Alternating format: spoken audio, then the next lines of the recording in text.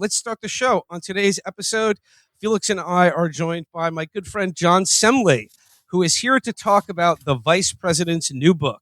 It's called Communion, Finding My Way Back to Faith.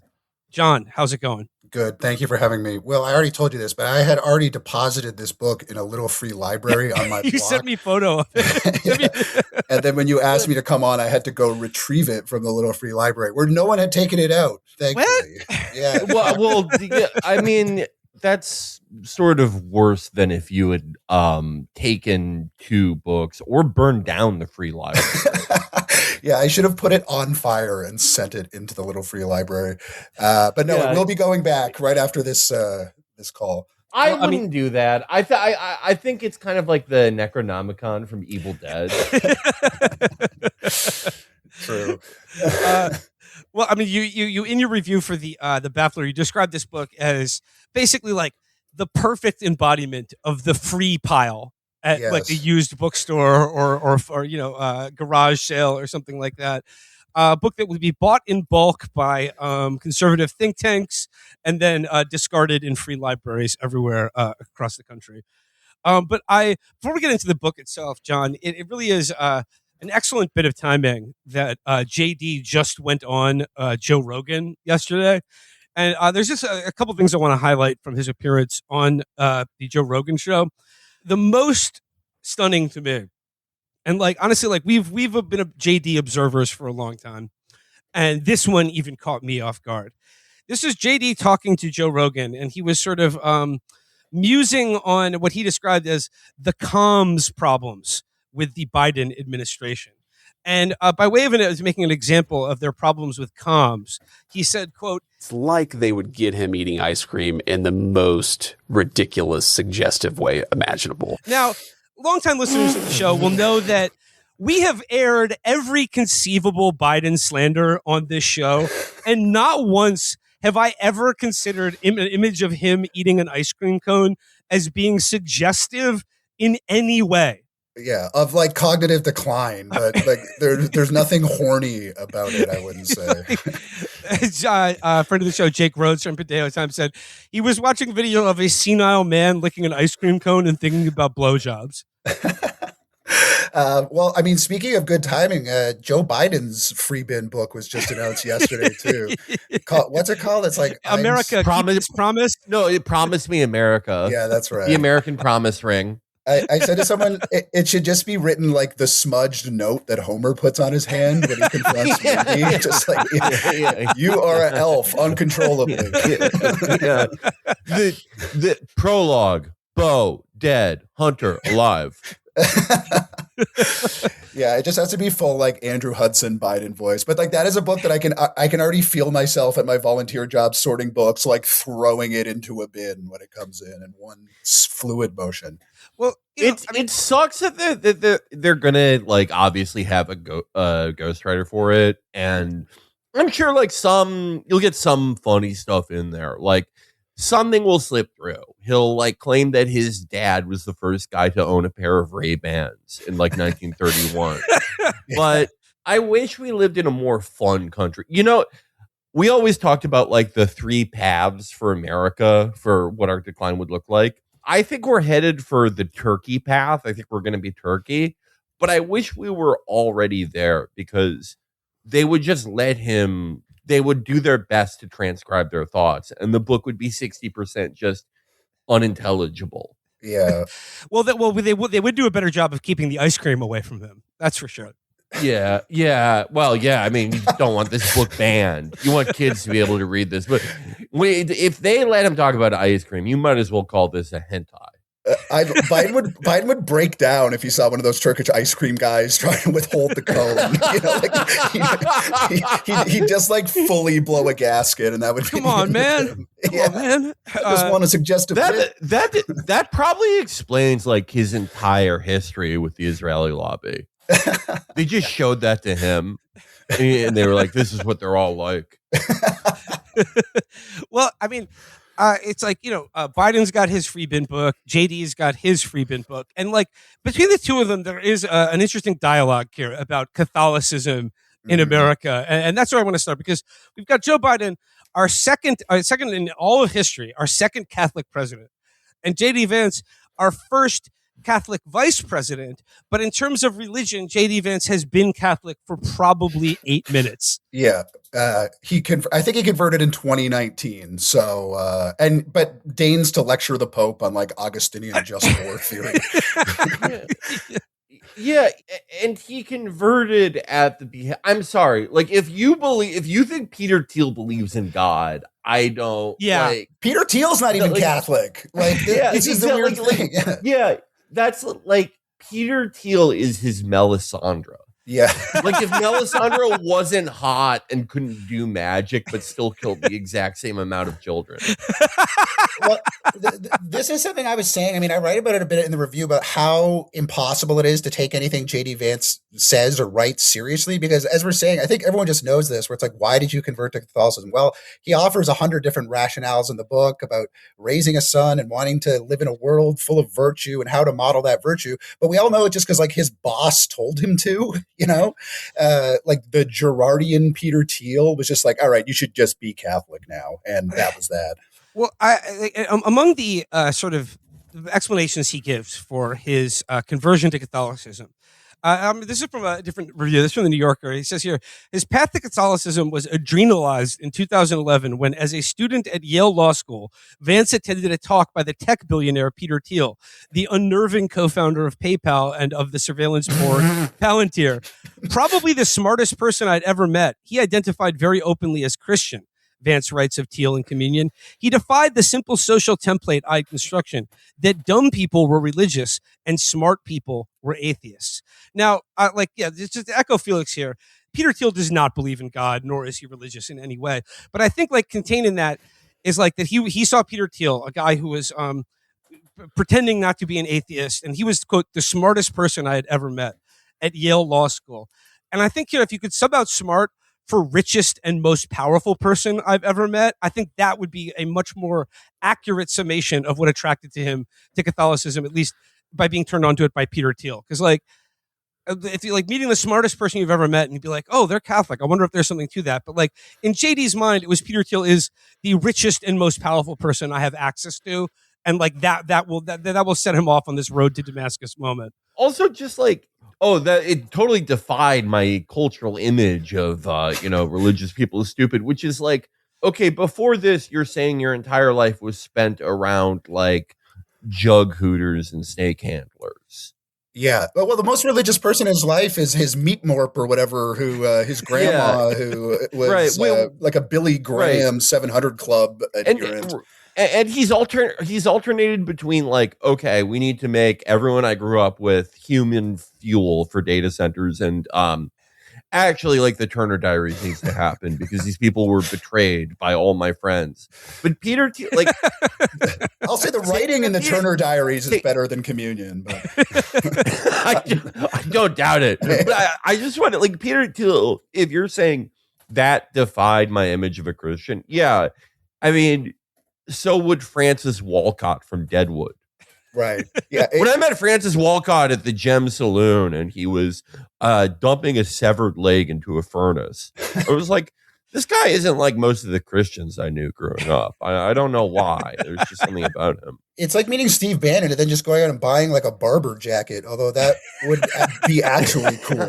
You know? That'll do something for you. They're wax. They keep you warm and dry.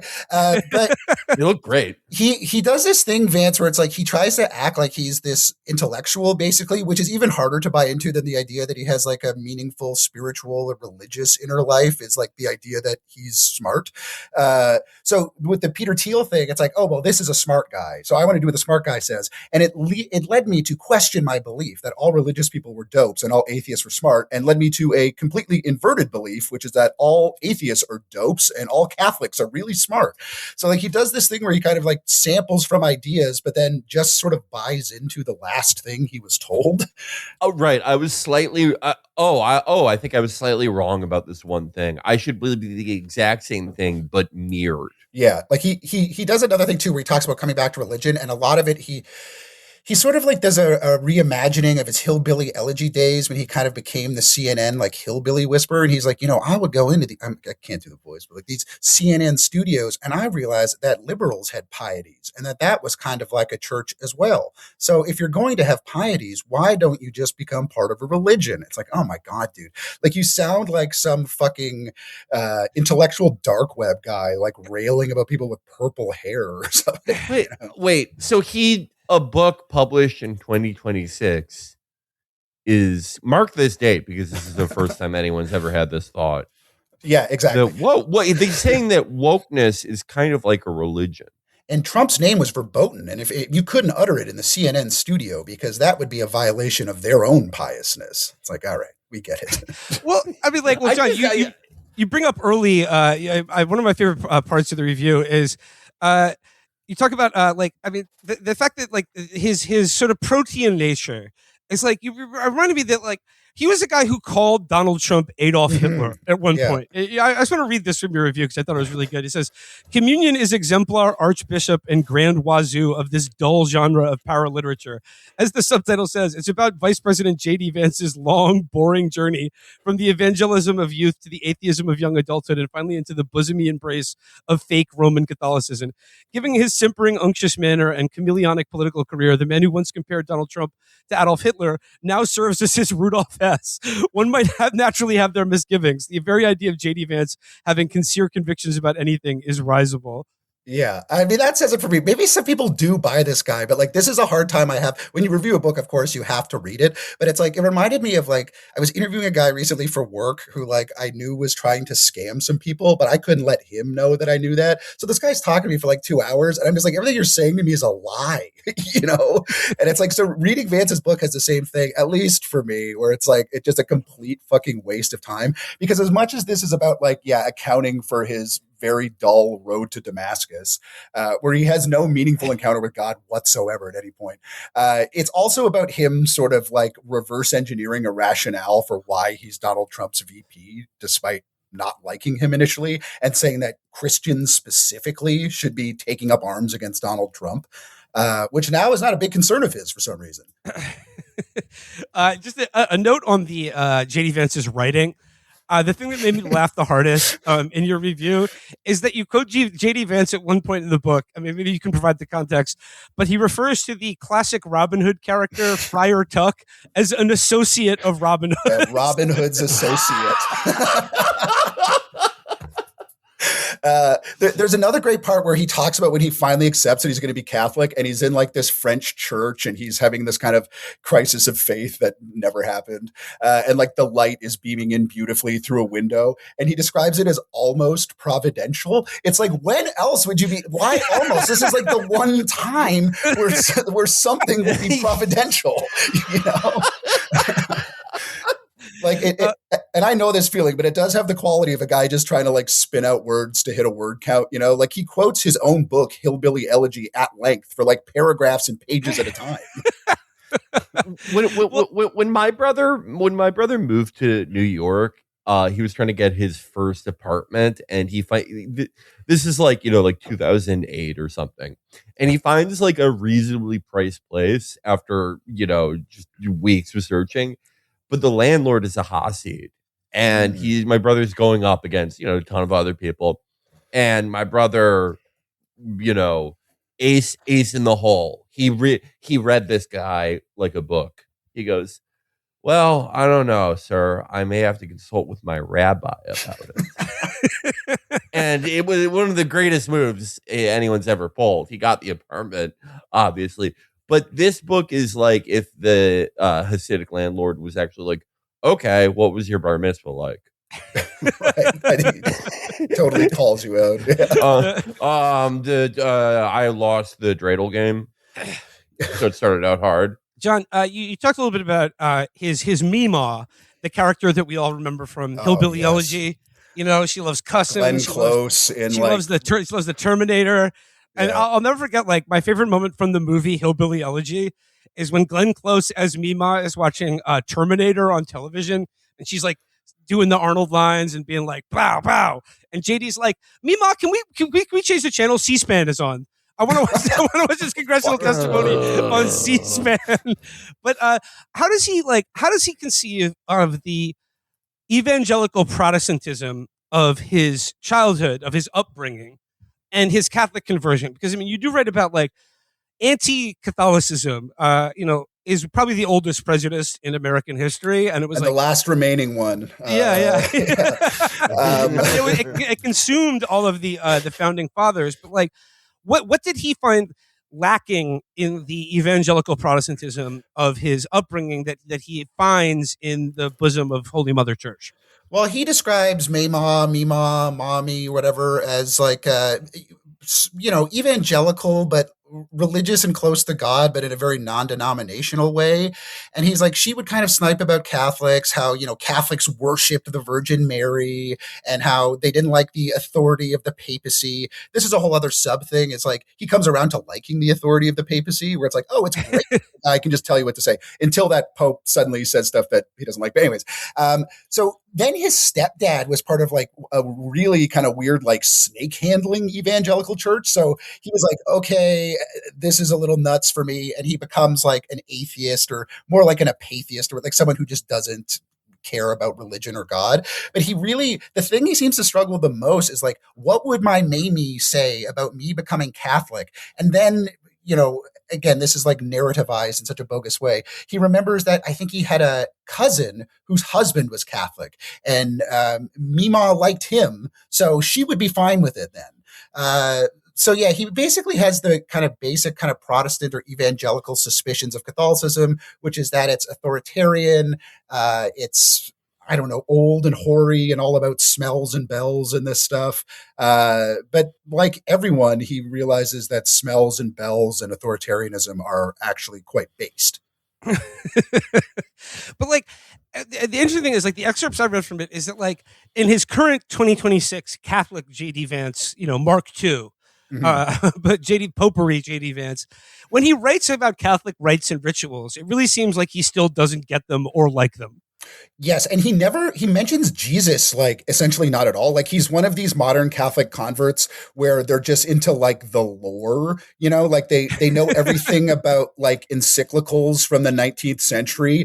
But when cardinals talk to him about how you should accept immigrants because it says so in, like, the 10 Commandments or in the teachings of Jesus, he's like, well, that seems awfully generic.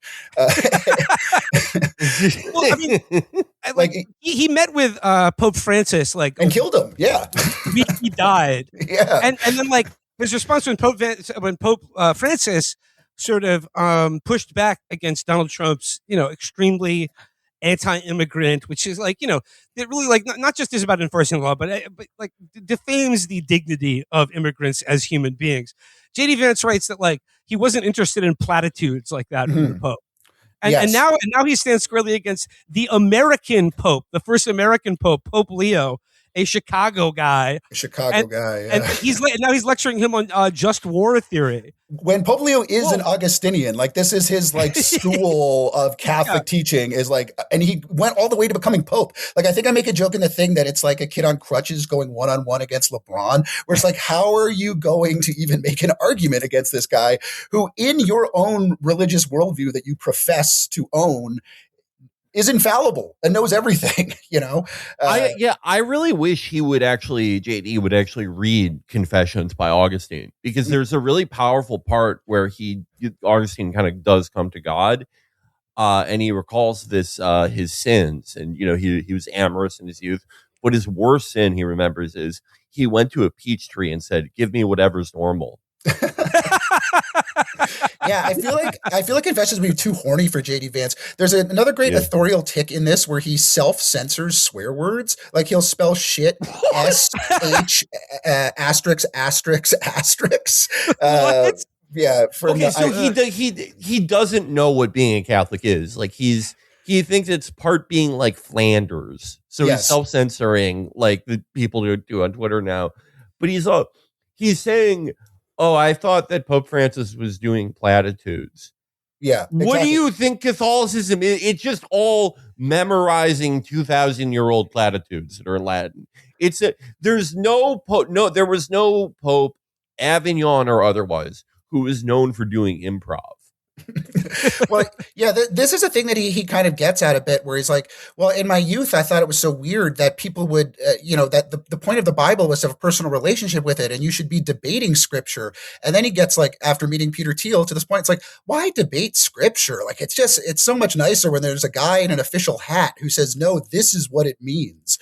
So there's this like constant appeal to authoritarianism, which, like, if you wanted to get like super dime store about the psychology, ties into like his absent daddy issues and all this stuff, where it's like he had a father fucking throw him in a ditch when he was a kid, and then he had like a stepfather leave as a teenager, and now he has to go all the way to being vice president, and then the Pope has to be the one who fills that absent father role. Like he's just like speed running his way up to God, basically. Well, and and Donald Trump too, and every one of these father figures are inadequate for him, because like then he meets the Pope and like two of them, and he's like, I'm not so sure about this guy.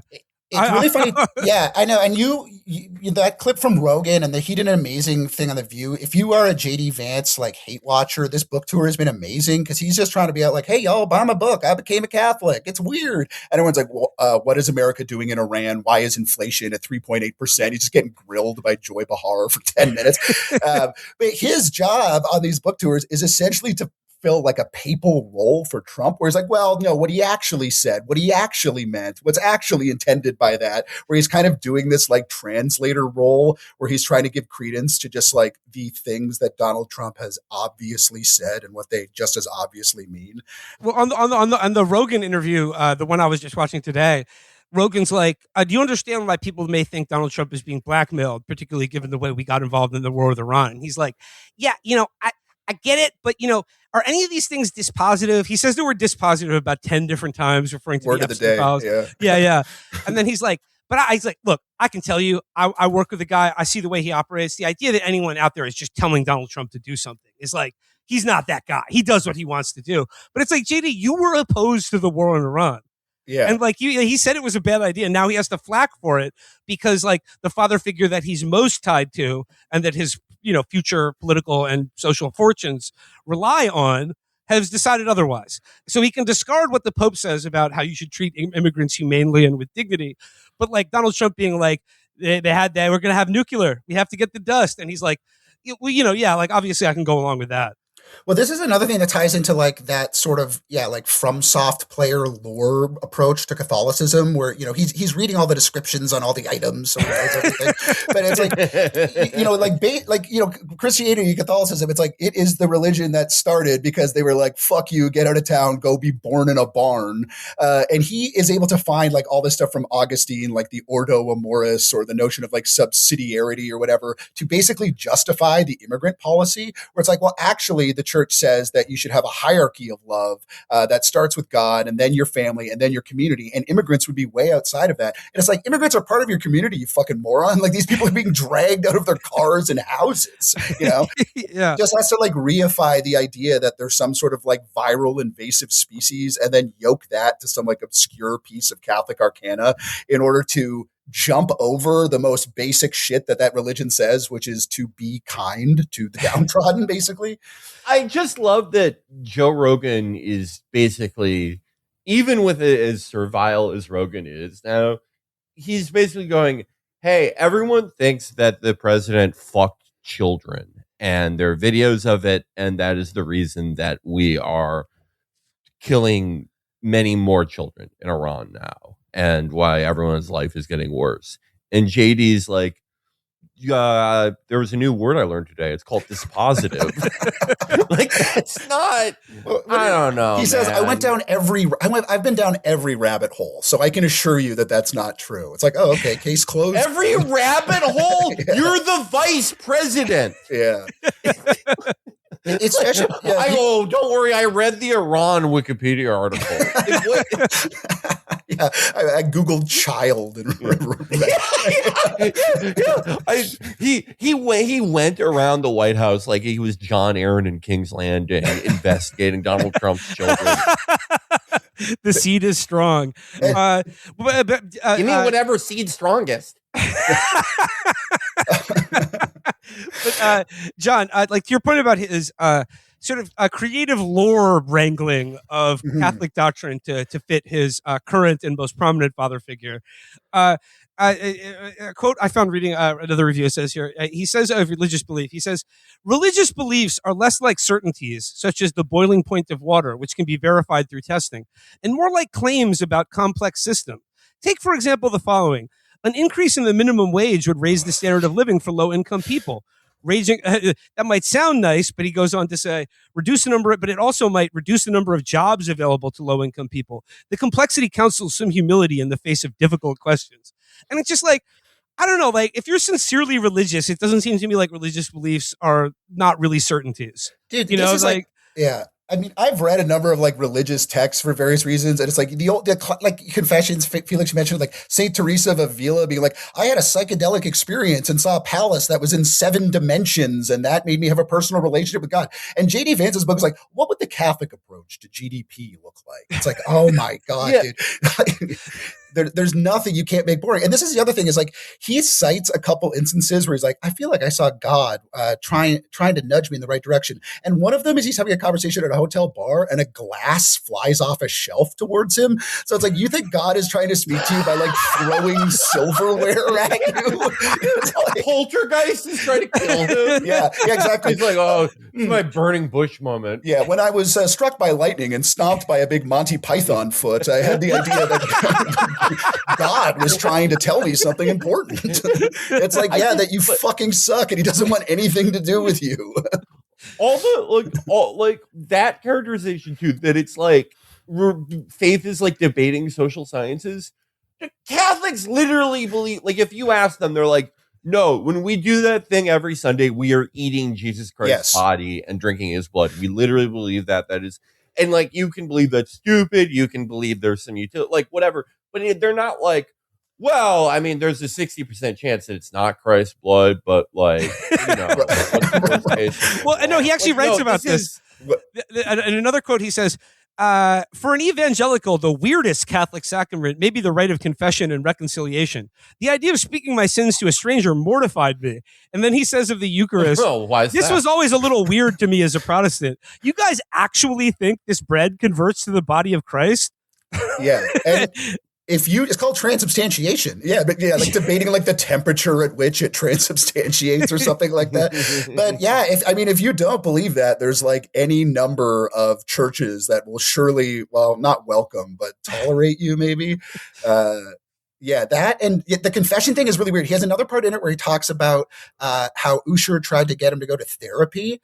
And he's like, oh, the therapist was just absolving me of my guilt. And here's the thing is I actually love guilt, which like reveals so much about his fucking pain piggy psychology, where it's like the thing that he responded to in Catholicism is that it has this whole like matrix of acceptance and release with guilt. And that you are told that you are the reason that you did things wrong. And that this is something that like really chimes with him. But again, it can't, maybe I'm the pervert, but it just can't help but have some sort of like weird S&M dimension where it's like, you love being told this, you love being trotted out on your book tour and being beaten around on The View, you know? I mean, but like the guilt thing, it's like how Tony Soprano thinks like the worst thing he ever did was to be a bad son. Right. He killed 7 people like that week during the therapy session, and he was like, I made my mom cry. Putting his mom in a home is like the worst thing. Yeah. Right. Like this is JD's thing. Yeah. My therapist was absolving me, almost suggesting that I show these signs of like parental neglect and familial dysfunction and self-loathing. And it was getting in the way of my actually like good, complete, like my job that I have no misgivings about at all, which is working for the most prolific rapist in the history of the U.S. presidency and murdering children all across West Asia. This is one of the things I respect about Trump is like how God, like he's like a Molochian child furnace, basically, which I guess.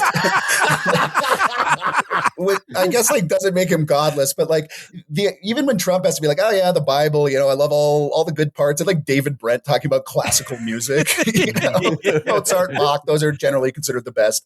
But nobody actually believes it, and nobody cares. So like part of Vance's whole thing is like, of course this is read as like a cynical political ploy because like no one's gonna buy the idea of like a committed in quotes atheist running for vice president. And the other thing that's weird about the book is like, as much as it's about coming to Catholicism, he always like, or more often than not, just calls it Christianity, where like really what he's doing is just like restating the set of like Christian virtues and saying that like this needs to be a Christian deist nation or something like that, where his Catholicism seems totally incidental, except for all the bullshit about like traditions and legacy and a 3,000-year tradition and all that, Uh-oh, sounds like someone's setting up to do the rod. Well, actually, this is JD telegraphing for 2028. Yeah. I wasn't doing that Catholic shit. I'm whatever the new most popular religion in America is now. I'm white, black Hebrew Israelite. I would love to see JD Vance just on a street corner with a megaphone. Be like, that motherfucker right there is eating cats. I seen him. Fuck him. Yeah. We're the real Jews. Preach on it. Wearing the biggest leather jacket known to man. But John, you bring up that Usher wanted him to go to therapy, and one of the things like I didn't find in my investigations into this book, does he ever bring up his wife and family and their religion? Because like Usher is not Catholic.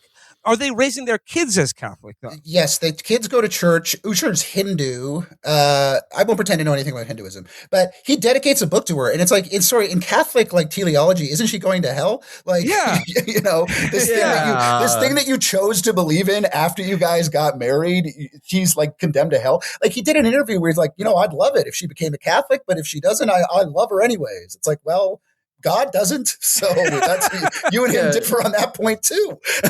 What's eternity between a couple? I mean, who cares? You spend it together. You got to understand. I'd love it for you to be in heaven, but when I get there, I'm going to have a lot of options. And it's if that Joan of Arc is coming on to me, what am I going to do? Yeah, if you're not ready to open up this marriage when I get to heaven, just stick with Vishnu or whatever. I mean, this is the same thing he does. Like when he was, I forget what context this was in, but he, on the floor of the Senate, this was actually a worse act than the Sumner cane beating. He was like, well, I actually don't like this woke stuff because my white son, who's named Pradeep for some reason, even though he's white, what if he grows up to hate himself because of all the anti-white stuff? Right. So it's clear that he just whenever the actual reality of his life runs counter to whatever he is pretending to be in that given year, he's just like, it'll work itself out. I think my son's going to grow out of being half Indian by the time he reaches puberty. Well, there's a great quote that I wrote down that I didn't put in the review, but like I say, his motivation to return to church is like becoming a father, and that like we have no system of virtue in which to inculcate the youth. It's like, I have no doubt that that's true of JD Vance specifically, but I don't think it's like a cultural problem necessarily. But he talks about like when he's in this church and he was struggling about like, should I become Catholic? It was at the time of like the sex abuse scandals running rampant, which like, if I was having a kid, I'd be like, maybe I'll pass on this one.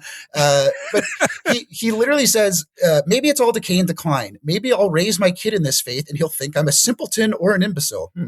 But if the Titanic is going down, I'd rather be on board than hop on a lifeboat. And the margins, I just wrote, why? Like, why would you? What are you talking about?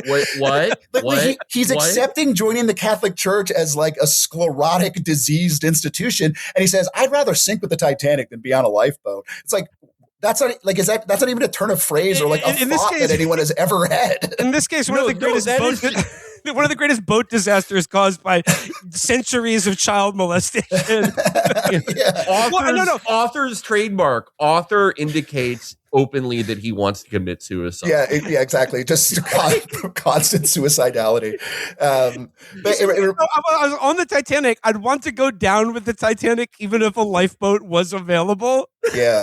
Yeah. It's fucking wild. But he says as if it's a truism. JD, all the women and kids have already gotten out. There's still space. He's like, no, I'm really enjoying this music that they're playing right now.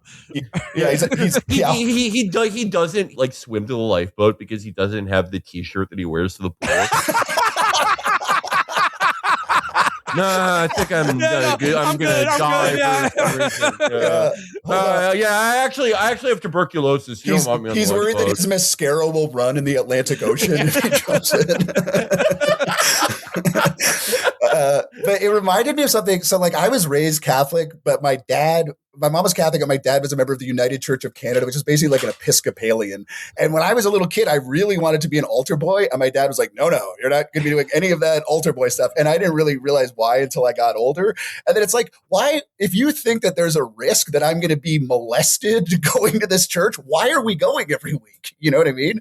Like, it just never made any sense to me. I also I'm sorry to be mean to JD here. I really am. But it is a great point, by the way, John. Just like his whole system of how probabilities work and probability in religion, and the suggestion that faith is really just, you're always doing Pascal's wager, basically. That he's doing that with his kid being molested. But I'm sorry, but that he goes, yeah, it just once I had kids, I realized we had like no moral system to inculcate our children with. But like like the way I was raised, it was like your parents, it's the same as everyone else, where your dad just abandoned you the moment he looks into your eyes and sees nothing. And your mom spends all her time stealing drugs from her work and fucking crashing her car into trees because she's fucked up on Dilaudid. It's just like that's what everyone's parents are like. And so we need religion. It's like, no, you are JD, you are a bastard. Yeah. Your last name is Rivers. You're JD Hollers. You come from the like worst family ever. Everyone no one in your family knows what to do. The family got exiled from the Iron Islands for being too annoying. Even Iron Islanders were like, these guys actually do need to sew like a little bit. Like they're too lazy and dishonest for the Iron Islands. And it's like, no, I think you may be informed by your very unique experience of your horrific family. And I'm not calling them horrific. You wrote a book that is basically like, my family is so bad that we should put 40% of the country into work camps. Yeah. Like, that's you saying that. Although he consistently always says in his like hillbilly whispering role that he's like, I would never judge the people. These people who voted for Trump the first time, like, I may not agree with the policies, but I would never judge these people. Like, he just like the most, like your dad left you in a mailbox when he went to grab a Kroger flyer, but like these are the most like moral, untouchable, fundamentally decent people ever. And it was just like a childhood of like rampant spousal abuse. Yeah, I don't know. To return to the question of abuse, I mean, he does write over like how he was sort of like grappling with the scale of child abuse in the Catholic Church, and you write here that he's comforted by a priest who gives him that the line that child abuse is a broader cultural issue and not at all particular to the Catholic Church itself. Amen. God is real and works divinely through his people, but those people continue to fail and fail again. And you said, I'd say he's half right. But it's just like, well, like, I mean, look, he's the vice president of Donald Trump right now. So I guess I can't dismiss out of hand that like the sexual abuse of children is only a Catholic thing. Yeah, I mean, I guess he has firsthand experience of that for sure. And like this is another thing where there's like this rationale where like he loves the Catholic Church, not only because it's ancient and has this unbroken tradition, which by the way, the Catholic Church, there's been like anti-popes. So there's been so many ruptures in the history of the Catholic Church that the idea that there's just this like consistent thread all the way back to St. Paul or whatever is just absurd. But anyways. Like, and there are more ancient religions if you're going by vintage, Become a Gnostic. Become Jewish. Yeah, sure. Yeah. Oh my God, imagine. Oh my God. Oh my God, Jewish JD Vance would be so funny. Oh my God. Give me whatever Torah portion's normal, please. When do I get circumcised? I've got to stop saying that. I'm sorry, but like it's just like I was. You're telling me you can't order a Mr. Softy on Saturday? It doesn't make sense, brother. But yeah, he always says that he like loves the Catholic Church for its fallibility and the fact like it keeps messing up, but it keeps getting better and striving towards something. And of course, it's like like it's the Sixers. Yeah, exactly. Trust the process, Felix. You have to trust the process. Yeah. Hey, I keep hearing word from Pope Leo that they're going to get LeBron. Yeah, exactly. When LeBron comes to Catholicism, it'll unlock Tyrese Maxey. That's right. The playoff Pope. It just like his total inability to grasp whatever it is, whatever the thing he's pretending to be at that moment is fucking incredible. Like if he became Jewish, he would be like, you know what I love about our religion? How there is a really explicitly outlined system of punishment in the afterlife for our deeds in this life. And how when you ask a rabbi something, he gives you a direct, practical answer. Yeah. And I love how that there's nothing rabbinical. I love how it. this religion. I love how in this religion nothing happens to you that causes you to lose the sensitivity in the head of your penis. My favorite thing about it. But JD as an individual he's sort of riding the crest of sort of a wave in sort of millennial Catholic conversions. Yes. That is part of a kind of a larger sort of post-liberal turn or sort of an aesthetic or moral turn against, like you said, sort of the shagginess and sort of, I don't know, like the blunted edges and sort of, the meal doesn't fill you up with liberalism today. And to what extent is like, can you like analyze this? Is this like a meaningful grasp for spirituality, or is like, I mean, I can't help but view this as all a kind of this post-liberal like aesthetic turn. Like how much like the integralists of like post-liberal thought who like, that would be like a school of thought which seeks to subordinate the law and government of the United States to Catholic doctrine. Yeah, well, he identifies as a post-liberal in this like Patrick Deneen way where it's like, we have to get liberals out of government, out of universities. We have to like fully reform these institutions. And the post-liberals see Catholicism as like almost a meaningfully reactionary pose where it's like liberalism has made us soft and dull, but a system of standing and kneeling and wearing chapel veils will kind of harden the spirit. And, there's ways in which like base Catholicism is explicitly attracted to stuff like the misogyny or whatever. But yeah, I think it's weird because like they do go hand in hand in this new way, but even that is like inconsistent with like, I don't know, a more liberal Catholic humanism that people used to kind of ride for, which in the piece, I'm like, I even look at those people a little skeptically sometimes. But, like Kennedy or Biden or these people who seem to have some sort of like meaningful relationship with the church.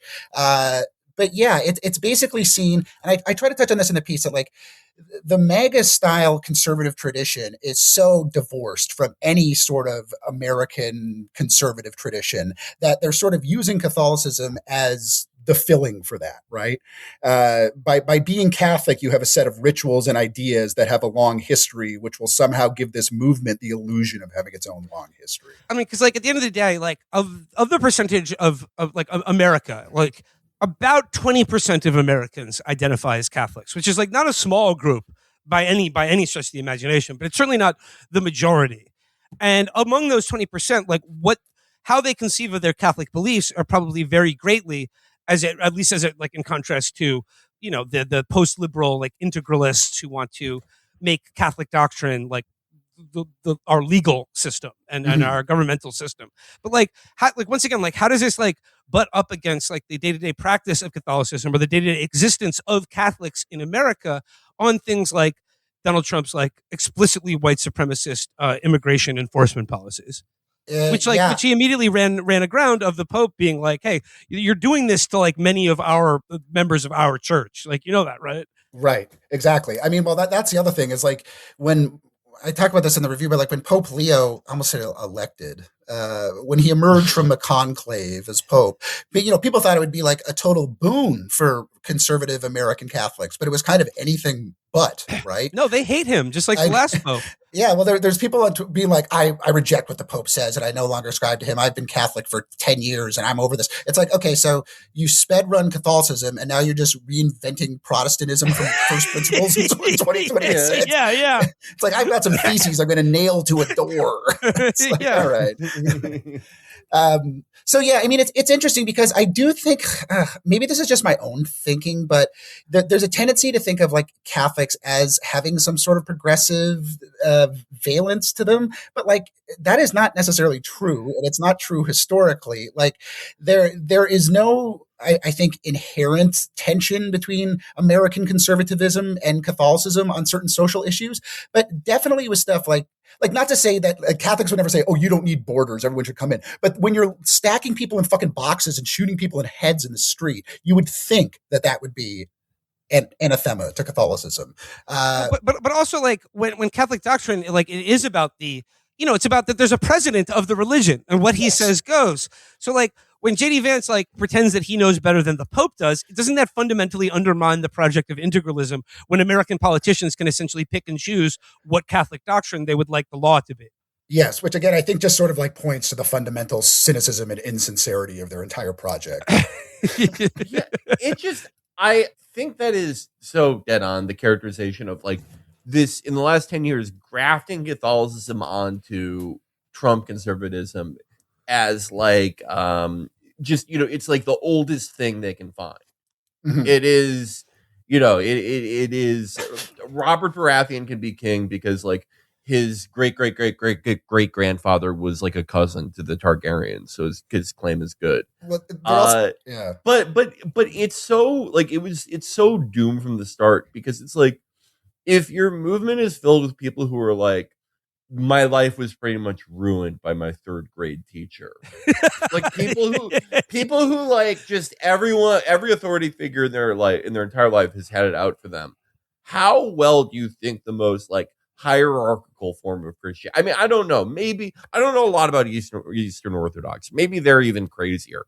But like one of the more hierarchical forms of Christianity, how well do you think they were going to take that?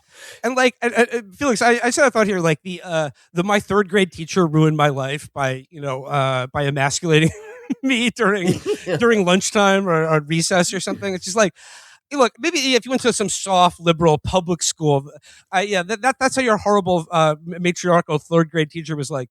Do you know what they're like in Catholic school? I went for 12 years. Oh my, exactly. You wrapped on the knuckles. Do you want to know how authoritarian they are to young men? Like, Jesus Christ.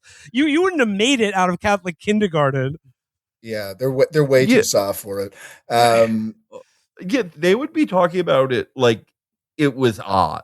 I mean, I guess it kind of is like Oz in a lot of them, but still, like I'm God's Prague.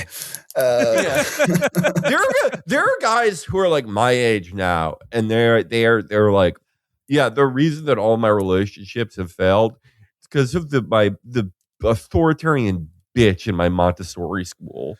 Yeah, one time she told me to try using a different yellow yarn ball for our made up yarn game, and it's like, yeah, you would respond great to having your knuckles annihilated by a ruler every day. Yeah, or being literally raped in the rectory of the church. What a weird name, by the way. But yeah, that's the thing. I think it's lame. Like as a lapsed Catholic who had like a lot of baggage and shit, it's like I think it's lame when adults do that about Catholicism. But at least there's merit to it to be like, yeah, I was sort of like systemically abused either physically or mentally or spiritually or whatever, versus my Montessori teacher would let me play with the Flintstone phone. You compare it to someone jogging wearing a U.S. Marines t-shirt despite never having been in the Marines. Yeah, it's like you gotta earn it, you know. Like this is the part of the review where, like I say, I'm just kind of venting my spleen about Catholic converts because I think they're so dorky. Where it's like, you're basically stealing valor. It's like if you were never like beaten up with a spoon because you were fidgeting during mass, you're not a Catholic. I'm sorry.